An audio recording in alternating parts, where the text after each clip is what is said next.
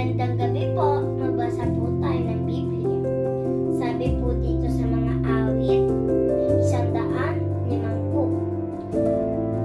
Talatang 1 hanggang 6. Sa banal na templo, ang Diyos ay awitan. Purihin sa langit ang lakas na taglay. Siya ay purihin sa kanyang ginawa. Siya ay purihin sapagkat dakila. Purihin sa tugtog ng mga trumpeta, awitan sa saliw ng alpa at lira.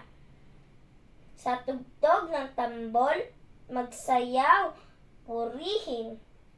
Mga alpa, plauta, lahat tugtugin. Ang Diyos ay purihin sa tugtog ng pompyang.